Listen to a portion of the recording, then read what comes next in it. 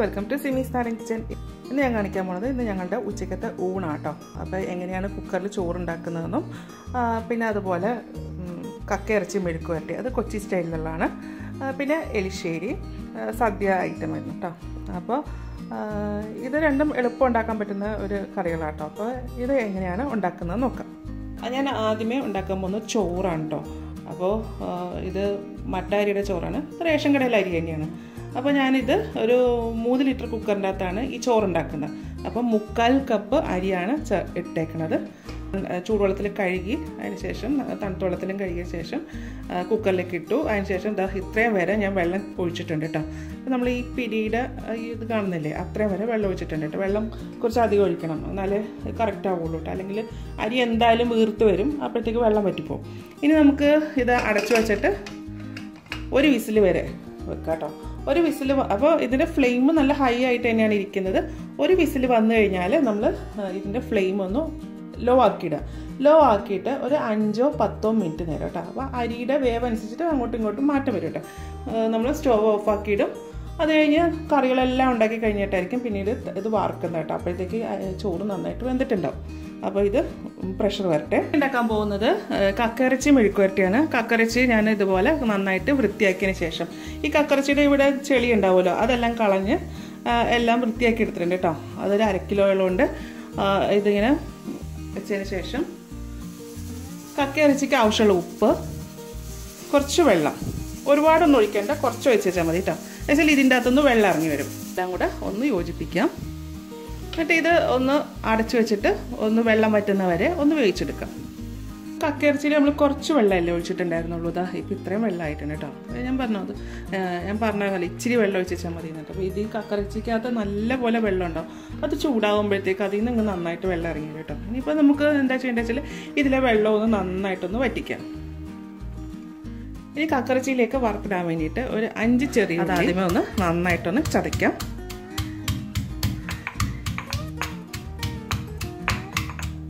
അപ്പോൾ ഒരുപാട് ചതഞ്ഞു പോകണ്ട, ചെറുതായിട്ടൊന്ന് ക്രഷ് ആയാൽ മതി കേട്ടോ. അതിലേക്ക് ഞാൻ എരിവിന് ആവശ്യമുള്ള വറ്റൽമുളക് ഇട്ട് കൊടുക്കുന്നുണ്ട്. അതും ഇതുപോലെ തന്നെ ഒന്ന് ചതച്ചെടുക്കാം.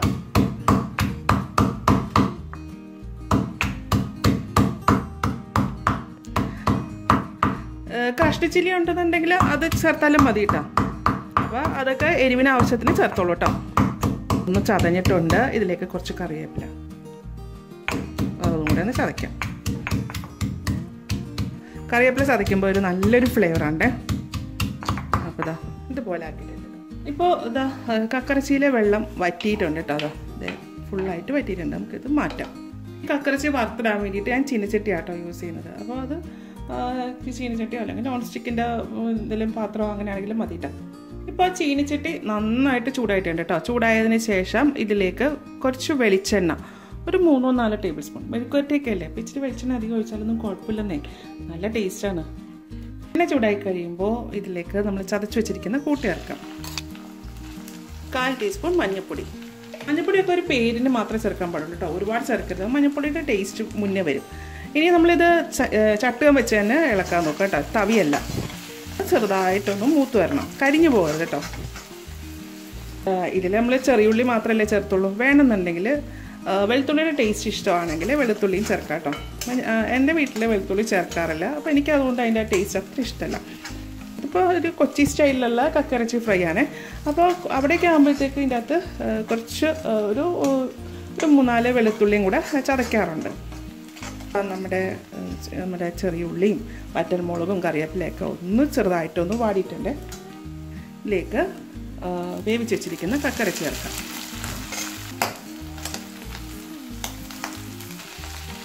പൊട്ടാസ് പൊട്ടുന്ന പോലെ സൗണ്ട് കേട്ടോ.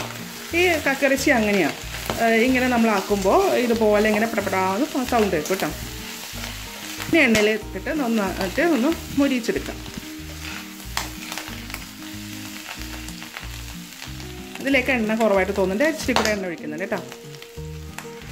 ഇച്ചിരി എണ്ണയൊക്കെ ഉണ്ടെങ്കിലാണ് ഈ കക്കയിറച്ചി നല്ല ടേസ്റ്റ് വരുന്നത് കേട്ടോ.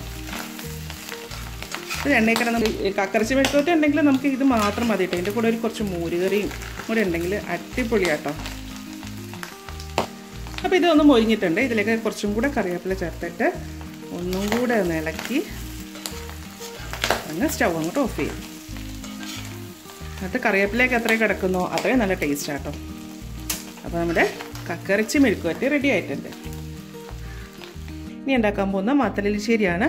അപ്പോൾ അതിന് ആദ്യമേ വൻപയർ വേവിക്കണം കേട്ടോ. വൻപയർ നന്നായിട്ട് കഴുകണം. ഇതിനകത്ത് ചിലപ്പോൾ കല്ലൊക്കെ കാണും കേട്ടോ. അപ്പോൾ അത് നന്നായിട്ട് കഴുകിയതിന് ശേഷം ഞാനിത് കുക്കറിലേക്ക് മാറ്റണം.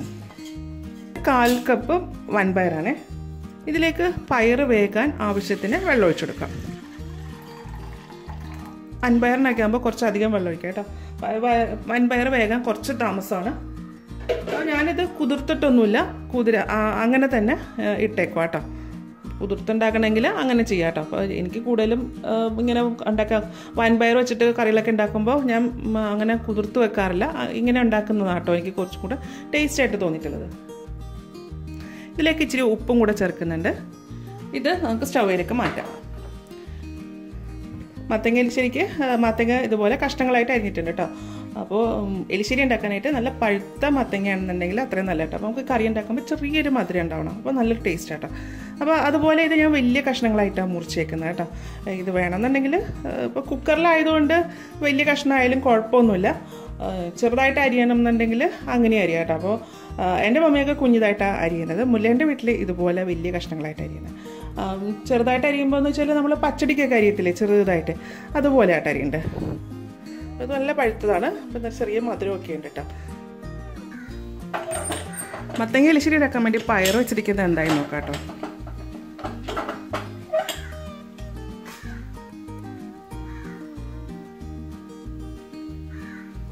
പയർ വെന്തിട്ടുണ്ട്. ഒരുപാട് വെന്തുടയാൻ പാടില്ല, എന്നാൽ വേഗം വേണം. ആ ഒരു പരുവത്തിലായിട്ടുണ്ട് കേട്ടോ. ഇതിൽ നമുക്ക് ഈ പയർ അങ്ങോട്ട് എടുക്കാം. വെള്ളം അതിൻ്റെ തന്നെ കിടന്നോട്ടെ. അതിലെ പയറൊക്കെ എടുത്ത് മാറ്റിയ ശേഷം അതിലേക്ക് നമ്മൾ അരിഞ്ഞു വെച്ചിരിക്കുന്ന മത്തങ്ങ ചേർക്കാം.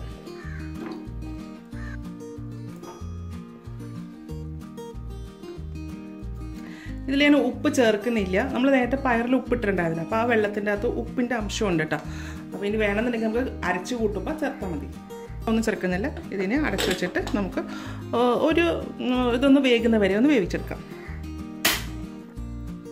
എലിശ്ശേരിക്കായിട്ട് ഞാനൊരു 1/4 കപ്പ് ഫ്രഷ് തേങ്ങ എടുത്തിട്ടുണ്ട്. ഇതിലേക്ക് ഒരു നുള്ള് ജീരകം,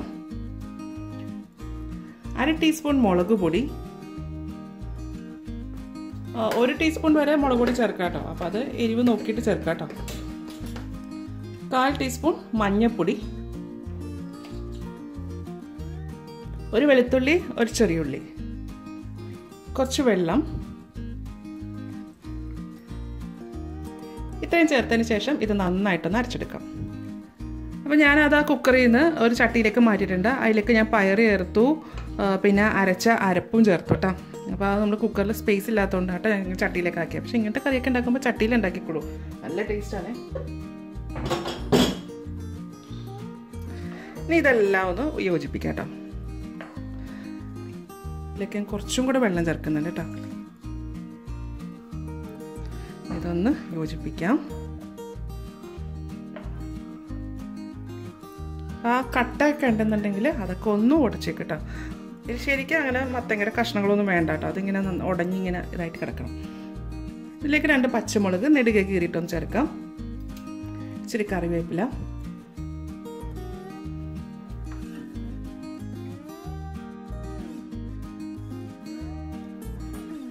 ഉപ്പ് കുറവാണ്, ഞാൻ കുറച്ച് ഉപ്പ് കൂടി ചേർക്കുന്നുണ്ട്. നല്ല മധുരമുണ്ട്. യോജിപ്പിച്ചതിന് ശേഷം ഇതൊന്ന് ചെറുതായിട്ടൊന്ന് ചൂടാക്കിയെടുക്കാം. എലിശ്ശേരി സ്റ്റവ് വെച്ചതിന് ശേഷം ഒന്ന് തിളച്ചിട്ടുണ്ട്. ഇതിപ്പം ഒന്ന് ജസ്റ്റ് ഒന്ന് തിളച്ചേച്ചാൽ മതി കേട്ടോ. അതിപ്പോൾ ഓൾറെഡി എല്ലാം വെന്തതാണ്. നമുക്ക് അരപ്പ് മാത്രം ഒന്ന് വെന്തേച്ചാൽ മതി. അപ്പോൾ 2 മിനിറ്റ് നേരം ഇതുപോലെ ഒന്ന് തിളക്കട്ടെ കേട്ടോ. അപ്പോൾ ഒന്ന് ഇളക്കി കൊടുക്കാം കേട്ടോ. ഇത് വെള്ളം കുറവായതുകൊണ്ട് അടിക്ക് പിടിക്കാൻ ചാൻസ് കൂടുതലാണ്. ഇതിപ്പോൾ കുറച്ച് തിക്കായിട്ടുള്ള ഒരു എലിശ്ശേരിയാണ്. നമുക്ക് എൻ്റെ വീട്ടിലൊക്കെ ഇങ്ങനെ ലൂസായിട്ട് മമ്മി ഉണ്ടാക്കലുണ്ട് കേട്ടോ. അപ്പോൾ അങ്ങനെ ആകുമ്പോൾ കുറച്ചും കൂടെ നമുക്കിൻ്റെ അകത്ത് വെള്ളം ചേർക്കാം കേട്ടോ. ഇതിപ്പോൾ തണുത്ത് കഴിയുമ്പോൾ ഒന്നിങ്ങനെ കുറുകി വരുന്നത്. ഇനി എലിശ്ശേരിയിലേക്ക് വറുത്തിടാൻ വേണ്ടിയിട്ട് ഞാനിതിലേക്ക് ഒരു 4 ടേബിൾ സ്പൂണോളം വെളിച്ചെണ്ണ ഒഴിക്കണേണ്. എണ്ണ ചൂടായ ശേഷം ഇതിലേക്ക് 1/2 ടീസ്പൂൺ കടുക്,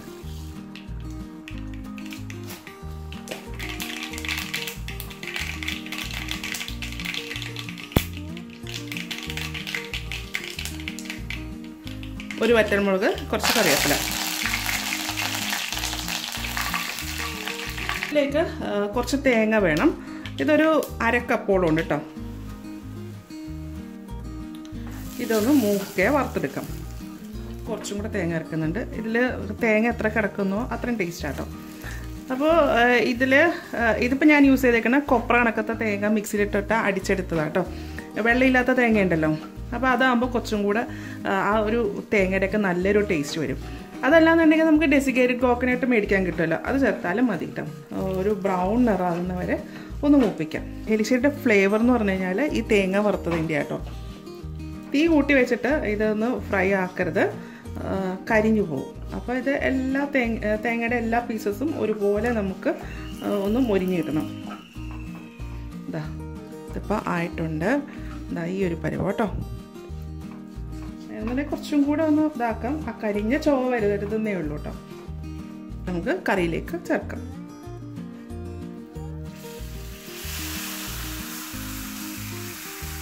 ചേർത്തതിന് ശേഷം ഇതെല്ലാം കൂടെ ഒന്ന് യോജിപ്പിച്ചെടുക്കാം. നമ്മുടെ മത്തങ്ങ എലിശ്ശേരി റെഡി ആയിട്ടുണ്ട്. മത്തങ്ങ എലിശ്ശേരി ഉണ്ടെന്നുണ്ടെങ്കിൽ ഞങ്ങൾ വേറെ കറികളൊന്നും അതിൻ്റെ കൂടെ കഴിക്കാറൊന്നുമില്ല. വേണമെന്നുണ്ടെങ്കിൽ നമുക്ക് വല്ല സാമ്പാറോ അല്ലെങ്കിൽ മോരുകറിയൊക്കെ ഉണ്ടാക്കാം കേട്ടോ. അപ്പോൾ ഇന്നിപ്പോൾ ഞാൻ അതൊന്നും ഉണ്ടാക്കലേ, എലിശ്ശേരിയും കക്കയിറച്ചിയും മാത്രമേ ഉള്ളൂ കേട്ടോ. ഇതാ അപ്പോൾ ഇത് റെഡി ആയിട്ടുണ്ട് കേട്ടോ. ഇതൊരു ഇച്ചിരി സമയം ഒന്ന് അടച്ചു വെക്കാം കേട്ടോ. ചില തേങ്ങയൊക്കെ വറുത്ത് ചേർത്തല്ലേ, അപ്പോൾ കറിയിലേക്കൊന്ന് നന്നായിട്ടൊന്ന് ഇറങ്ങാൻ വേണ്ടിയിട്ടാണ്. കറിയെല്ലാം ആയിട്ടുണ്ട്. ഇനിയിപ്പോൾ ചോറ് എന്തായാലും നോക്കാം കേട്ടോ. അപ്പോൾ കുക്കറിലെ പ്രഷറെല്ലാം പോയിട്ടുണ്ട്. അപ്പോൾ ഞാൻ കറിയൊക്കെ ഉണ്ടാക്കുന്നതിന് ആദ്യമാണ് ചോറ് വെച്ചിരുന്നത് കേട്ടോ. അപ്പോൾ എന്തായാലും നോക്കാം.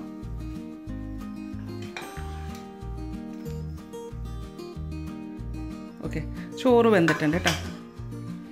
കേട്ടോ നമ്മൾ ആ നിറയെ വെള്ളം ഒഴിച്ചുകൊണ്ട് വെള്ളമുണ്ട് കേട്ടോ. അതല്ലെന്നുണ്ടെങ്കിൽ വെള്ളം കുറച്ചേ ഒഴിക്കുന്നുള്ളൂന്നുണ്ടെങ്കിൽ ഇതിലെ വെള്ളം അങ്ങോട്ട് ഫുള്ളായിട്ട് അങ്ങോട്ട് വറ്റിപ്പോവും.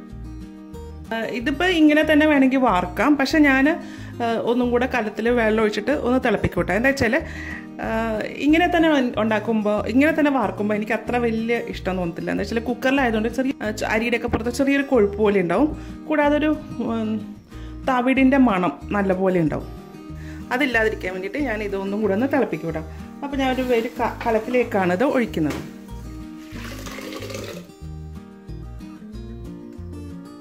ഇതിലേക്ക് കുറച്ച് തണുത്ത വെള്ളം കൂടെ ഒഴിക്കും. പൈപ്പിലെ വെള്ളം കേട്ടോ.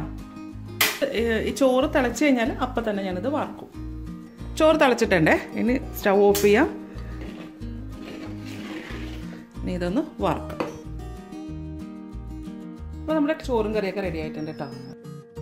കക്കയിറച്ചി മെഴുക്കുവരട്ടി, മത്തങ്ങ എലിശ്ശേരി. ഇതിൻ്റെ കൂടെ ഞങ്ങൾ തൈരും കൂട്ടിയിട്ടാണ് കഴിക്കുന്നത്. അപ്പോൾ ഇത്രയേ ഉള്ളൂ. അപ്പോൾ നല്ല എളുപ്പമല്ലേ ഉണ്ടാക്കാനായിട്ട്. അപ്പോൾ ഇതുപോലെ ഒന്ന് ഉണ്ടാക്കി നോക്കൂട്ടോ. ഉണ്ടാക്കി നോക്കിയിട്ട് ഇതിൻ്റെ അഭിപ്രായം എൻ്റെ കമൻറ്റ് ബോക്സിൽ ഇടാം. എൻ്റെ ചാനൽ ആദ്യമായിട്ടാണ് കാണുന്നതെങ്കിൽ സബ്സ്ക്രൈബ് ചെയ്യുക. വീഡിയോ ഇഷ്ടമായിരുന്നുണ്ടെങ്കിൽ ലൈക്ക് ചെയ്യുക, ഷെയർ ചെയ്യുക. പിന്നെ അടുത്ത ദിവസം അടുത്ത റെസിപ്പിയുമായി കാണാം. Thank you.